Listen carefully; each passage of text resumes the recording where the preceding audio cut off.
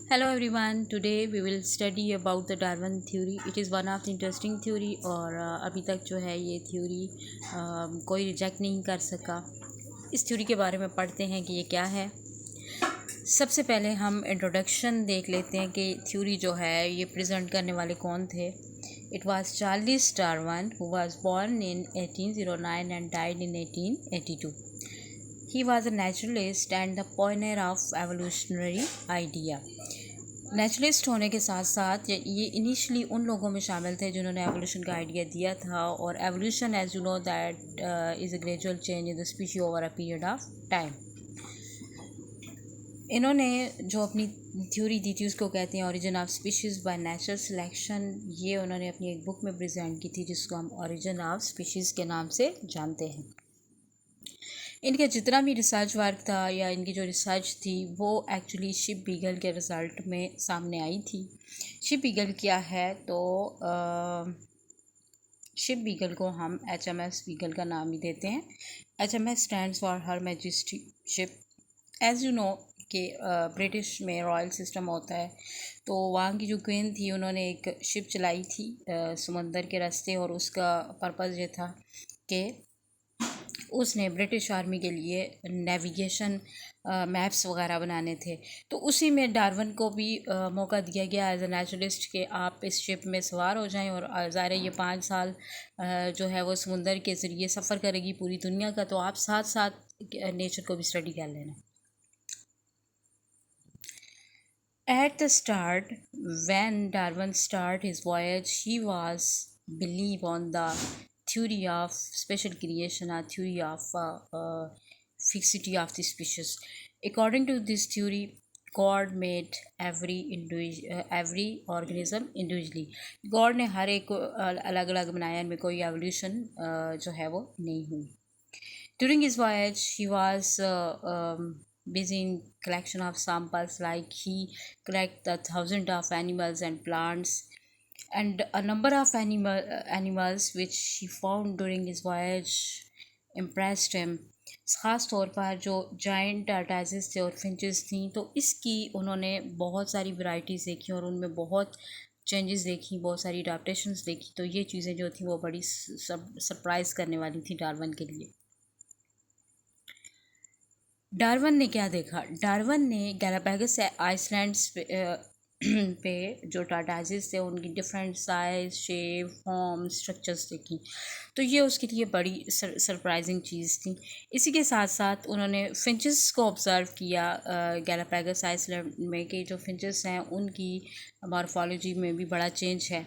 और ये चीज़ उन्होंने ऑब्ज़र्व की कि ये अकॉर्डिंग टू देयर हैबिटेट इनके अंदर ये वाली मॉडिफिकेशन या चेंजेस जो हैं वो मौजूद हैं। लाइक ये जो लार्ज ग्राउंड फिंच है, तो ये क्योंकि सीड्स के ऊपर फीड करती है और ग्राउंड पे होती है, तो इसकी चोंच जो थोड़ी सी मोटी है। सेम इस तरह से वो फिंचेस जो कि इंसेक्ट्स के ऊपर फीड करती हैं, तो उनकी चोंच जो है वो शार्प है। सो ये जो सारी चीज़ें थी ये बड़ी सरप्राइज़ करने वाली थी। और इसी के साथ डार्विन जो था वो ओरिजिन ऑफ स्पीशीज़ के ऊपर भी काम कर रहा था। सेम टाइम पे उनको उनकी मुलाकात जो है वो अल्फ्रेड वेलेस से हुई, जो कि इंडिविजुअली इसी चीज़ के ऊपर काम कर रहे थे। तो कलेक्टिवली इन्होंने 1859 में theory the origin of species by natural selection. According to this theory, new species originate from ancestral form by gradual accumulation of the adaptations. इनका कहना ये था कि जो न्यू स्पीशीज़ बनती हैं वो अपनी ओल्डर स्पीशीज़ में, या जो पहले वाली स्पीशीज़ होती हैं, एंसेस्ट्रल स्पीशीज़ होती हैं, उनमें चेंजेस आने से या उनमें एडाप्टेशंस आने से बन जाती हैं। इसी थ्योरी को हम नेचुरल सिलेक्शन का नाम भी देते हैं, कि ओरिजिन ऑफ स्पीशीज़ जो है by means of natural selection होती है। नेचर इट सेल्फ सिलेक्ट करता है कि किस स्पीशी ने सर्वाइव करना है और किस स्पीशी ने ख़त्म हो जाना है। सो वो स्पीशीज़ जिनमें अडाप्टेशंस आती हैं या जिनके अंदर जो है वो चेंजेस आ जाते हैं और वो इन्वायरमेंट के अंदर फिट होती हैं, तो वो क्या करती हैं, वो सर्वाइव करती हैं। और वो स्पीशीज़ जिनके अंदर इस तरह का चेंज आता है कि वो उनकी न्यू इन्वायरमेंट के लिए सूटेबल नहीं होता, तो वो स्पीशीज़ जो वो हमेशा के लिए ख़त्म हो जाती हैं। इसको कहते हैं नेचुरल सिलेक्शन, के नेचर इटसेल्फ जो है वो क्या करता है, स्पीशीज़ को सिलेक्ट करेगा कि किसने सर्वाइव करना और किसने नहीं करना।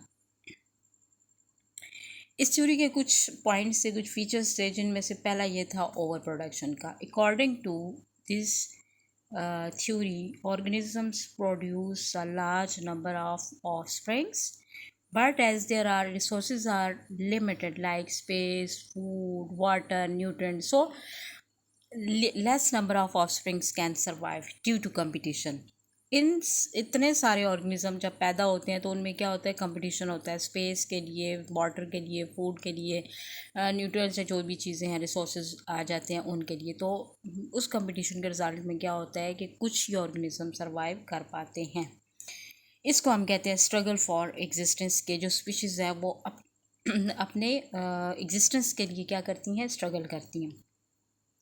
इनके स्ट्रगल किस तरह का होता है? स्ट्रगल जो है वो 3 तरह का होता है। The first one is the inter specific, second one is the intra specific and third one is the extra specific competition. Inter means between the different species, जो डिफरेंट स्पीशीज़ में होता है उसको हम क्या कहते हैं, inter specific. Like it is between predator and prey, जैसे लायन और डियर में जो कंपटीशन होगा वो इंटर स्पेसिफिक होगा। तो डिफरेंट स्पीशीज़ उनमें से कोई ये ख़त्म हो जाती है, दूसरी जो है वो क्या करती है, उसके ऊपर फीड करके सर्वाइव करती है। Second one is a intra specific. Intra specific जो है ये होता है बिटवीन द सेम स्पीशीज़, एक ही जो जैसी स्पीशीज़ है उनके, जैसे ह्यूमन का ह्यूमन के साथ, लाइन का लाइन के साथ, डियर का डियर के साथ। और पर्पस क्या होता है, फूड, स्पेस, शेल्टर के लिए होता है, मैटिंग के लिए होता है। इस तरह ह्यूमंस में हम बात करें तो जॉब के लिए होता है। अब जॉब एक है तो उसके लिए 100 कैंडिडेट्स होते हैं, उनमें से जो सबसे ज़्यादा कॉम्पिटेंट होगा वही क्या करेगा, वो जॉब लेगा, बाकी सारे जो वो ऐसे ही घरों को लौट आएंगे। इसको कहते हैं स्ट्रगल फॉर दी एग्जिस्टेंस। सो जितनी भी स्पीशीज़ हैं वो क्या करती हैं, स्ट्रगल करती हैं एक दूसरे के साथ भी और दूसरे एनिमल्स के साथ भी अपने सर्वाइवल के लिए। फिर आता है एक्स्ट्रा स्पेसिफिक। तो this is the competition of the species with their environment. Environment के साथ जो हमारा कंपटीशन होता है उसको हम एक्स्ट्रा यानी आउटसाइड एक्स्ट्रा स्पेसिफिक कहते हैं। जैसे फ्लड्स आ जाते हैं, वोल्केनो इरप्शन है, या फिर जो है बारिशें हो रही हैं, उसके अलावा टेम्परेचर इंक्रीज़ हो गया है या टेम्परेचर जो डिक्रीज़ हो गया है, उसके साथ जो है या अर्थक्वेक आ गए हैं। तो उस तरह का जो इन्वायरमेंट के से आने वाले इस तरह की कंडीशंस होती हैं, सर्कमस्टांसेस होते हैं, उनको जब स्पीशी फेस करती है उसको हम एक्स्ट्रा स्पेसिफिक कहते हैं। सो वो स्पीशी जो इंटर स्पेसिफिक, एक्स्ट्रा स्पेसिफिक और इंट्रा स्पेसिफिक, इन सब कंपटीशन में सबसे ज़्यादा कॉम्पिटेंट होगी वो क्या होगी, सर्वाइव होगी। अभी आप दुनिया के ऊपर देखें तो आपको सबसे ज़्यादा डोमिनेंट स्पीशी कौन सी नज़र आती है? Obviously humans. आप देखें कि ह्यूमन ने पूरी दुनिया को अपने कब्ज़े में किया हुआ है। उसकी वजह क्या है कि ये सबसे ज़्यादा कॉम्पिटेंट है बाकी एनिमल से, जो है वो क्रेनियल कैपेसिटी के लिहाज से जो है, या कॉग्निटिव जो कैरेक्टर है उसके लिहाज से बाकी एनिमल से सबसे ज़्यादा जो है वो कॉम्पिटेंट है। तो दैट्स वाई वो पूरी दुनिया के ऊपर कब्ज़ा जो है इसी स्पीशी का है, बाकी किसी स्पीशी का नहीं है। Next one is a variations. Variations की तरफ जाते हैं कि वेरिएशंस क्या होती हैं। सो वेरिएशंस क्या है कि जो ऑर्गेनिजम्स होते हैं वो अपने आप उनके अंदर जो चेंज होता है, that is a change in the shape, size, form, structure, उसको हम वेरिएशंस कहते हैं। Even identical twins has few variations in the genetic material.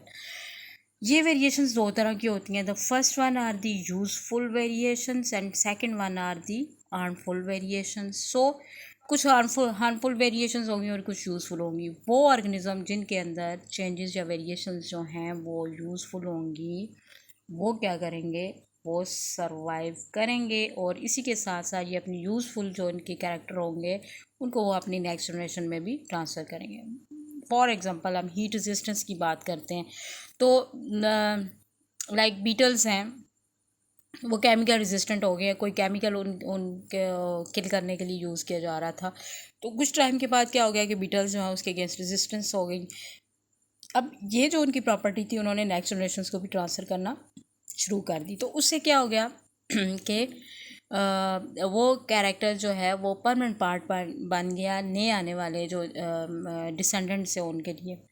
सो ये ही डार्विन कहता है कि जो स्पीशीज़ होती हैं उनके अंदर उनके इंसेस्टर्स से कोई एडाप्टेशन जो है उन्होंने ली तो वो उनका परमानेंट पार्ट बन जाएगा, उससे जो डिसेंडेंट के अंदर वो प्रॉपर्टी जो है वो ट्रांसफ़र हो जाएगी।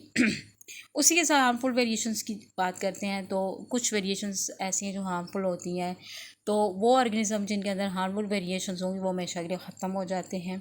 मिसाल के तौर पर कैंसर की बात करते हैं तो, या कोई भी डिज़ीज़ है, ट्यूमर फॉर्मेशन है, ये है वो, जितनी भी डिजीज़ ख़ास तौर पे होती हैं तो ये जेनेटिकली अगर वो हैं तो वो हार्मफुल वेरिएशंस है, वो क्या होगा कि वो ऑर्गेनिज़म ख़त्म हो जाएंगे। तो ये वेरिएशंस जो होती हैं हार्मफुल वेरिएशन आगे ट्रांसफ़र नहीं होंगी, लेकिन वो ऑर्गेनिज्म जिनके अंदर ये हार्मफुल वेरिएशंस होंगी वो ख़त्म हो जाएंगे। जबकि यूज़फुल वेरिएशन जिनके अंदर होंगी वो क्या करेंगे, वो उनको उनको सर्वाइव करने में भी हेल्पफुल होंगे और उसके साथ साथ वो अपनी इस प्रॉपर्टी को नेक्स्ट जनरेशन में भी ट्रांसफ़र करेंगे।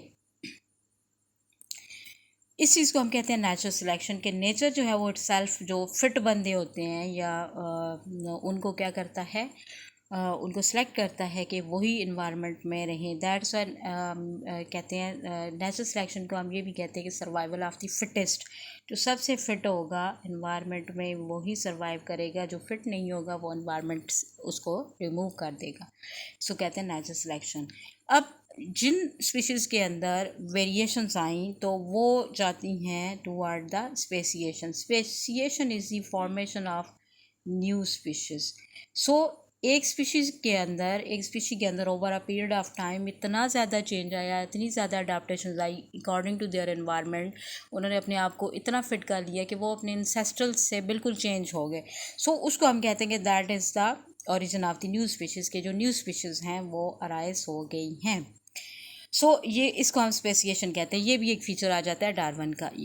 आई थिंक यहाँ पर आपको डार्विन की थ्योरी बहुत क्लियरली जो वो समझ आ गई होगी। डार्विन ने क्या कहा, डार्विन ने ये कहा कि जो स्पीशीज़ होती हैं उनके अंदर over a period of time क्या होता है, उनके अंदर अडाप्टेशंस आती हैं और ये अडाप्टेशंस वो अपनी नेक्स्ट जनरेशन्स को ट्रांसफ़र कर देती हैं। वो जो अडाप्टेशंस हैं वो इनके डिसेंडेंट्स का एक परमानेंट पार्ट बन जाते हैं और एक टाइम ऐसा आता है कि वो अपनी इंसेस्ट्रल स्पीशीज़ से बिल्कुल चेंज हो जाते हैं, जिसका मतलब ये होता है कि अब न्यू स्पीशीज जो है वो अराइज हो गई है, ओरिजिनेट हो गई है। This was all about the Darwin's theory. अगर आपने इस तरह के बायो के इंटरेस्टिंग लेक्चर्स जो है वो सुनने हैं, एवोल्यूशन के बारे में मज़ीद जानना है तो मेरे चैनल को सब्सक्राइब कर लें और इंशाल्लाह नेक्स्ट टाइम पे हम जो है वो न्यू डार्विनिज़म को डिस्कस करेंगे। Till then good bye.